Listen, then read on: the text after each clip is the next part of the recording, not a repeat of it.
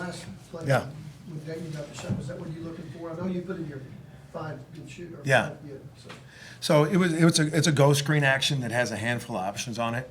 It's a go screen, and then which to confuse the switches. We knew they were going to switch 1 through 5, and so there's a handful of actions. And sometimes on a go screen there's indecision, and on the switch. And Dayton hit a rhythm up, pound the dribble 3. So I give the kid a ton of credit. That kid put everything he had on this game on the line. I mean, his effort, his ability to share the ball, let us an assist. He had enough stones to step that shot. There's a lot of options on that, and he saw it. He took a pound dribble, and he hit one earlier in the game on that same shot. So a lot of options on it, but everybody, can believe Dayton made that shot. So there was a handful of different options, but that kid wanted that shot, and that certainly wasn't the overlying reason we lost. But for him, a lot of options on a play. I love how confident he stood up and took it, and he just missed it. Porter said yesterday that you guys are better when Mo's on the floor, and he just got done being in here talking about how you challenged him. How impressed were you with him tonight? Yeah, when he was on the floor, I think he was +4 tonight. His effort, rebounding, his energy level going through what he's going through with his body. We were having to sub him out a bunch, and you can tell defensively. But I mean, he did so much for us. I mean, he again left it on the line with his effort. Porter, Xavier had a good first half tonight, but it feels like over the last couple games he maybe hasn't quite been himself. What do you feel like is going on there? Not just him, but everybody. When I'm disappointed in, or actually, first time I've really been pissed, and that's because I thought our shot selection in the second half was unacceptable. We had 9 assists in the first half, and we were moving the ball. We were getting into the paint, kicking. We talked about it at halftime, how we had 9 assists, and I said, we're going to have another 9 assists. I would just keep moving and sharing it. And the way we started off our shot selection was unacceptable. And that's where the 2 things, the 14 offensive rebounds and the 2 assists in the second half. That's where we've got to be better, where we have been better. We've moved and shared it. We've had sometimes we've said, hey, we haven't made shots, we've done this or that, but you can't have bad shot selection. And that's what everyone saw that in the second half.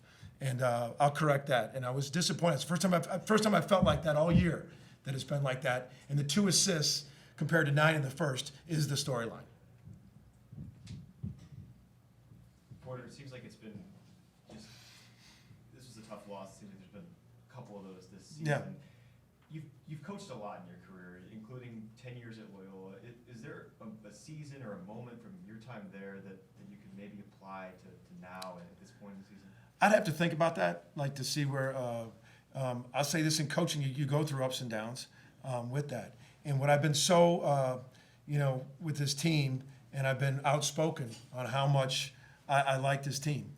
And, with just constantly getting knocked down and coming back up and believing. And just like your own kid. Everybody who has family, have kids, you can be really, really pissed at your kid. Mad, but you love them. But you love them. I love these guys. I'm unhappy the way he didn't share the ball in the second half. I'm unhappy with that shot selection. I love them, but that's the storyline. And to relate it back to any other point in my career, you're always going to go through ups and downs. You want to keep, as a leader, believing and putting yourself in a game plan to help them win. I thought against their press, we had limited turnovers the whole game. The pace of the play, the amount of points they usually score, held them to 43% shooting, did a lot of things we wanted to do. We didn't share the ball in the second half. So it's been a tough season. You think guys are trying to do it themselves? There definitely is some of that. Sometimes the guys want it so bad that they just try to go do it themselves, and that's not right. So, yes, I don't think it was I'm selfish, I'm trying to get mine. I don't believe in that my guys were like that. I believe we just took bad shots, maybe trying too hard, whatever it may be. But you can't have that shot selection, especially when it was working with 9 assists in the first half. Moving it, sharing it. And we missed a bunch of layups in the first half. I think we all felt we left a lot of points on the board in the first half with layups. Yeah.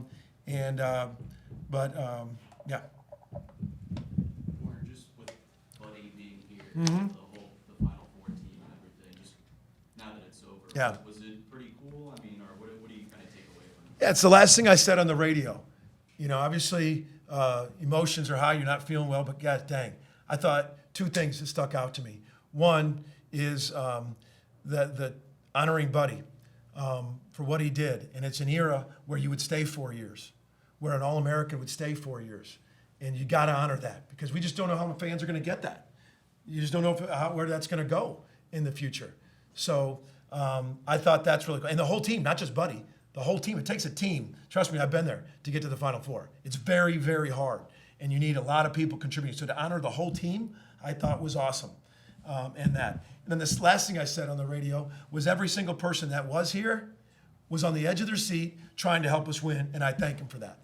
I thank him for that. And that's the last thing I said on the radio about those two things, because I do think it's really, but ever since I got the job, Buddy's been not texting, comes back all the time, plays with our guys, talks to our guys, truly loves this place.